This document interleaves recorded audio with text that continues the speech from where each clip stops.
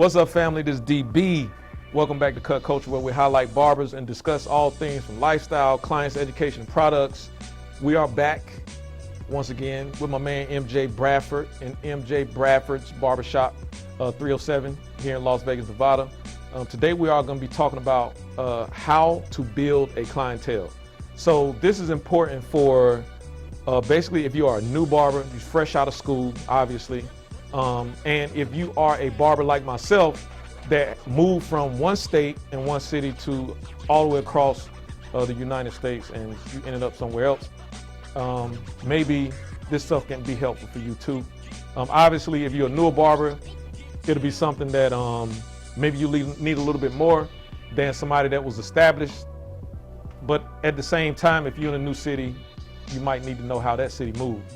Definitely. So, MJ, when it comes to, say, new barbers, because I know you have some new barbers, right? And you got a guy coming actually from Florida, right? Yeah. So when you get new people in from either one of those dynamics, new guy straight out of school or from moving from another state, what's some things that you do to help that individual better adapt and build a client base? First off, I lead by example. Okay. You know what I'm saying? I lead by example. And then I communicate that. You know,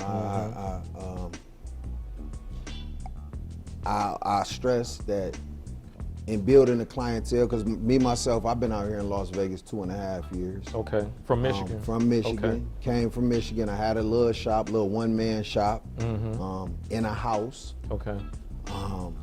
I was doing my thing or whatever, and then I came out here on vacation. I seen all the sun and the palm trees and stuff, and I said, man, this is where I need to be. Yeah.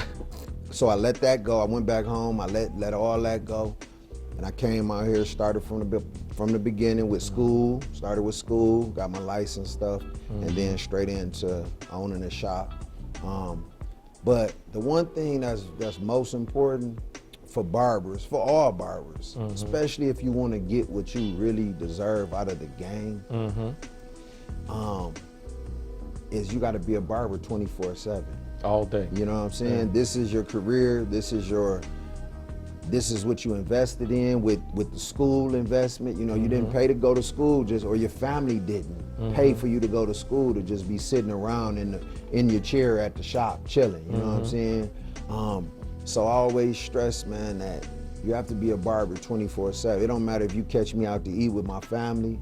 I'm still willing to give you my Instagram and tell you how I'm a barber and show the man at the next table or the woman with the kids. I'm still, believe me, I'm not letting her get away without letting her know, oh, you need to bring them babies over to see us. You know what I'm saying? Even if it's not me being a shop owner, bring them to us. Somebody. You know, somebody in the shop, we got them. So I feel like that's the key is being a barber 24/7. That's where it all starts. Right. You know what I'm saying? And that's where the different doors in building a clientele will start opening up, as time goes, if you're a barber 24/7. Because some barbers, they'll cut while they're in the shop, they're a barber, they're doing this and that. As soon as they leave, it's over with. Now they back to John. They John now, they chilling. They ain't, you know what I'm saying?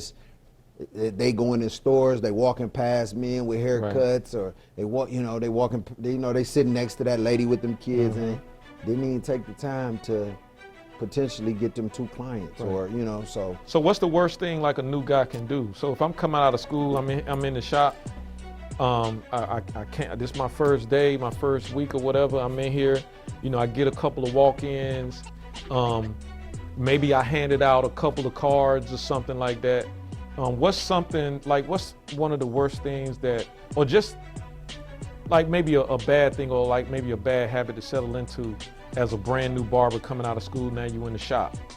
I feel like, and this is even with, this is with beginning barbers like that, and barbers that's been in the game. Okay. I feel like we're in the industry, we're in a business where we service people. So when you're servicing people, you can't be selfish. All right. It can't be about you when you're servicing all these different people. Right. It has, at that point, for them hours, it has to be about them. So, you know, your timing, you know what I'm saying? You got to communicate with that to them with, you know, I'll be there 10 minutes late, or it's not about, because you got to take a lunch break. Shit, I ain't need all day. I'll get you in 20 minutes. I got to take a lunch. Like me, I'd be like, man, how dare you? You know what I'm saying? How dare you take a lunch break when I've got an appointment to get my hair cut by you? Oh, like, yeah. You know what I'm saying? I understand you gotta eat, and, you know, but as the barber, I'm not gonna push that on my people. I work all day for real. You know what I'm saying? Like, I cut 15, 20 something heads every day, 5 days a week for real. I'm busy for real. I'm hungry for real. I'm thirsty for real. But I would never, ever tell a client, hey, give me a minute, I need a break, man. I've been in here since 10 o'clock, man. I'm tired, I gotta get a drink, hold on, blah, blah, blah. I ain't gonna never push my issues on the people that I'm servicing and that's coming in and paying me. So I feel like, you know, as a beginner barber, it's important that you accept and you embrace. It's not gonna be about you for a while. It's about the people that you're trying to cater to, you know what I'm saying? Because they're the ones that's paying you. And none of that you time exists if you ain't got nothing. You ain't made no money this week, what you gonna do on Sunday? When you build that rapport with the clients, you know, through the communication and things like that, and being yourself and being open, transparent with the clients, they start knowing you. You know what I'm saying? So they know when they pull up and they see that you behind time. They don't get into the, this motherfucker, damn, what, you know, they don't even get into that mode. You know, they might be in a rush or whatever, but they more so understand like, damn, okay, no, I know you mean well. And I know it's about us. You know what I'm saying? The same way it's about the one that's in the chair right now. In a few minutes, it'll be all about us. You know what I'm saying? And, you know, so I just feel like it's important that, you know, coming out of school, just getting started, or like you say, relocating, you have to kind of, you know, it's like sitting in the shop. When you first starting, the worst thing you could do is not be in the shop. That's the worst thing you can do is not be in the barbershop.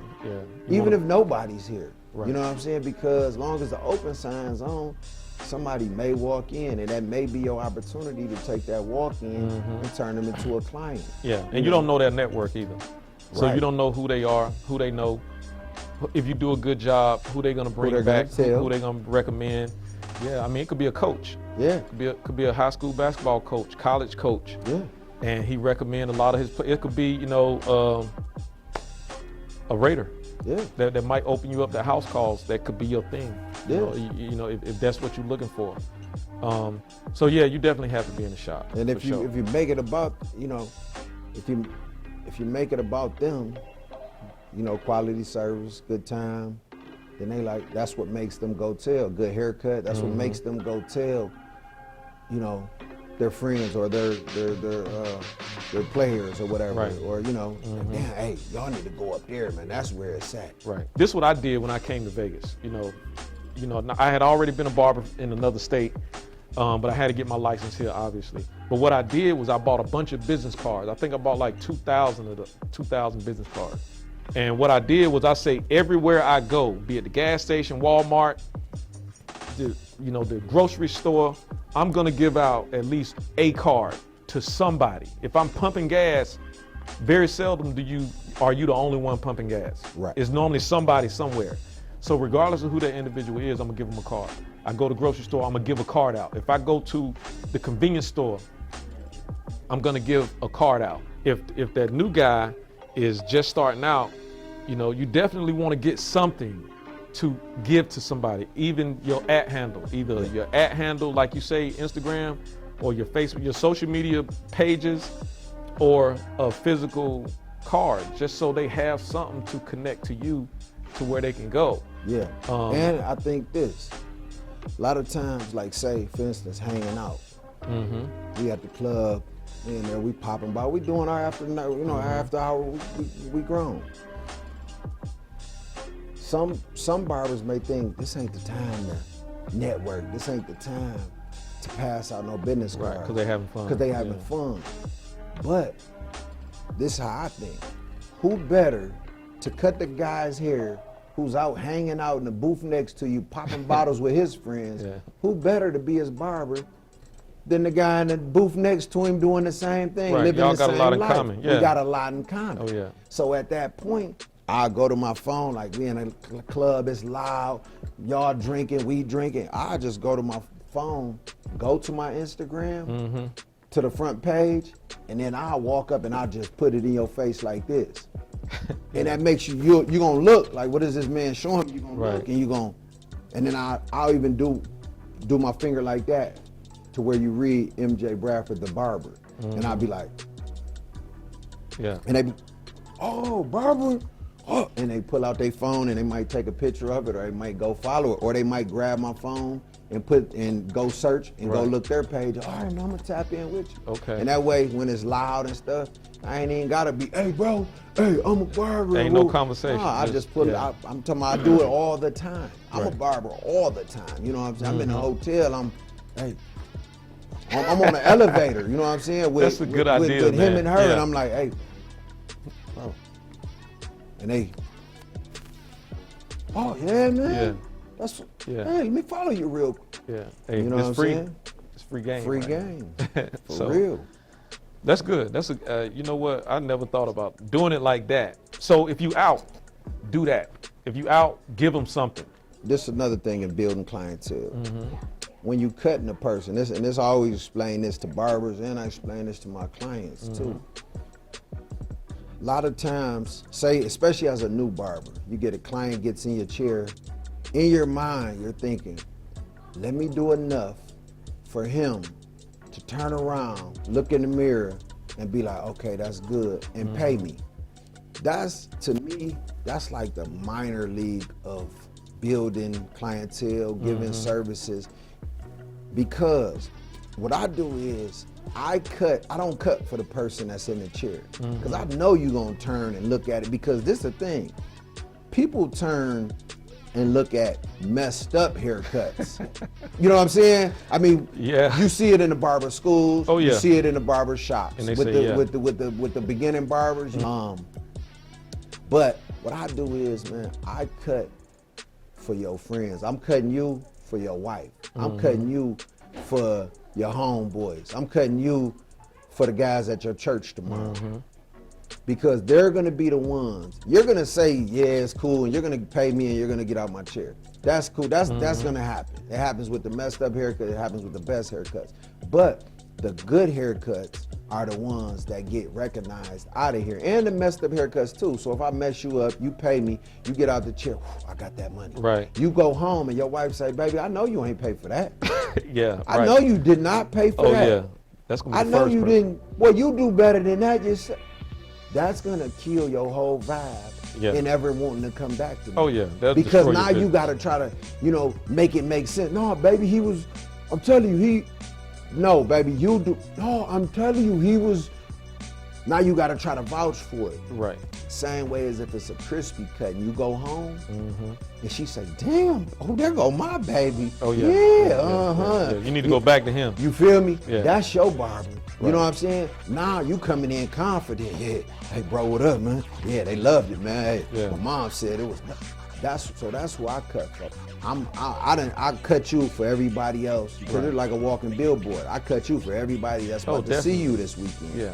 And that brings clients right there because the wife sees it and oh, Juju going with you this week. You getting him cut too, Yeah. and oh damn, I gotta tell my dad when he comes to town, or you know what I'm saying, whatever. That word of mouth, because this is a big word of mouth game. Oh, that cutting you got your wife word of mouth in it to Her the friends, fellas, yeah. or you know what I'm Yeah. saying, that she know. Yeah. Or vice versa. It could be for bad too. If I mess you Oh, up, yeah. Don't go and you there. go out there and your homeboy, man, I know. Yeah. You can mess the whole shop up like that. Exactly. They could be like, hey, don't go to that place. Oh, they ruining people. Yeah, over don't there. go to that shop. Yeah. Yeah. Even though it was one guy. So yeah. Yeah. So Yeah. I that's big, and cutting as you're building a brand, as a beginner, and as an experience, because I was experienced and I had to come over here and start over. So Right. it's just like a It is. beginner. Yeah. So yeah, you do kind of have to readjust. Even if you're an experienced barber, you might have to readjust with that climate of where you coming, you moving to. But make sure you post too. Make sure you post your haircuts, even if you're beginning and they're messed up. People will ride the journey with you. There's clients. They'll watch you get better. There's clients for every barber. Oh yeah. And a client may rock with you, even though you're messing them up a little bit, but your conversation is good, and they know you're going somewhere with it. They know you're working on it, you're practicing on it, you're studying on it. They know that. They'll let you mess them up a couple times. They'll roll with you, you know what I'm saying? Knowing, okay, it's getting better and better. You know what I'm saying? So don't be afraid to post the messed up haircut. You know what I'm saying? Like, if that's where you're at and that's the best you can produce at that time, that's where you need to start posting. Don't wait till you get crispy and all that, because then they're not gonna know the journey of it. And you constantly on the feed of people and them seeing you and seeing you and seeing you.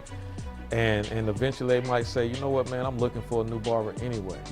Or I'm coming to Vegas anyway, or I'm moving to that side of town anyway. Yeah. You know, I might go check them out. You know, I see one thing about posting too though, clients, when you post all that, they know, like clients, my clients, they know they getting posted. Unless you on the run from the law, you getting posted. You know what I'm saying? Like, unless you really got a good reason why I don't need to take this after, I'm about to post you. Right. So and they like that. They love it. Especially you put them on your It. page. And then like, they're man, watching. I made the page. Yeah, and they're watching and they're watching from their other barber's chair, right? While they're over there with their barber, but they're watching you, and they're like, damn, my barber don't take no pictures of me. My barber don't post me. My barber don't. I'm about to go over here where it's a little action at. So you know, where I'm gonna get posted, and then they get feedback and stuff off that. You know what I'm saying? But that's the only, not a downside of it, but to come get cut by me, a client know he's getting posted, so you got to really done made that decision that you're leaving your barber, because your barber might, 9 times out of 10 in Vegas, your barber is gonna see you on my page. Oh yeah. You know what I'm saying? Because as a community of barbers around, that's how we operate. We all follow each other. We all watch each other's story. We all, you know, it's a community. Yeah. So your barber is likely, so if you're like cheating on them, you caught. You about to get caught. You know what I'm saying? Like, it's risky. Yeah. For the cheat. But yeah, man, so post, don't be selfish. Make sure that you are in the shop. You know, don't be out getting up at noon and coming in, leaving at 4 o'clock talking about, man, I ain't make no money. Right. You ain't trying to make no money if you're doing that. But, and as always, like the last video, like every video after this is our opinions, you know. Maybe you got a different way of building clients. Maybe you got a different way of just conducting business in general.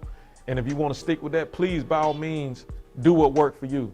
This is just something from our perspective, and that works. Things that MJ said worked for him. Things that I said, you know, kind of work for me. So hopefully we said something today that you guys can, like I say, put in your mental toolbox and bring it out if you need to, and it works for you. I think we covered that. That's what it is, man. I appreciate you, dog. Oh yeah, man. I appreciate you more, man. So come check them out. Like I said in the last video, come check them out. Come check out the shop. I'm gonna have all his information in the description. And I'll definitely have all his social media and his shop location, once again, down there by his feet. That'll probably be rolling out right now. And until next time, you know, maybe I'll be in your shop in your city. Love, peace, and hair grease. Salute. Man. Boom. That's what it is. Let's go.